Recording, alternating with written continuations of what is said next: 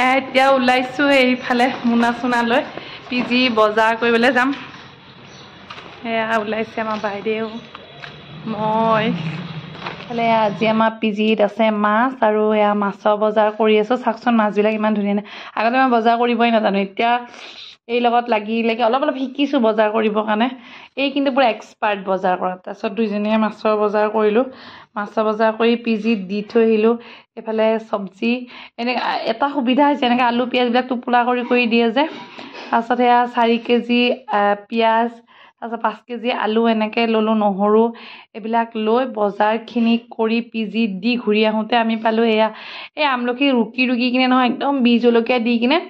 packet কৰি থৈ দিছে মোক একদম লোভৰ পানীয়ে ওলাই গৈছে আপোনাক খাওঁতে সেই পেকেট খালোঁ তাৰপিছত এইফালে কেঁচা চানা ইয়াত অহাৰ পৰা বহুত কেঁচা চানা খোৱা কৈছে আমলখি কেনেকুৱা টেষ্টি কিন্তু জ্বলা ঘৰত হ'লে এনেকুৱা জুতি লগা খোৱা নাযায় কিন্তু ইয়াত যে ৰুকি থৈ দিছে কিনি খাবৰ কাৰণে একদম পুৰা টেষ্টি আৰু ইয়াৰ মুখত ভৰাইছোঁ মুকুৰা ভৰাই এতিয়া যাম আৰু সদায় গধূলি এইবিলাকেই হৈছে আৰু সদায় পিজিলে বজাৰ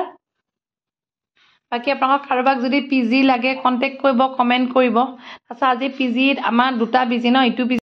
বস্তু এইপিনে খাই হৈয়ে গ'ল সোৱাদ ভাল যে মই খাই হ'বই আৰু একদম স্পীড ইমান টেষ্টি বনাইছে মই ৰৈ থাকিবই পৰা নাই ৱাও কি টেষ্টি বনাইছে নহয় ফ্ৰেণ্ডছৰ খাই চাব দেই আপোনালোকে আমাৰ মণি চৌধুৰীহঁতে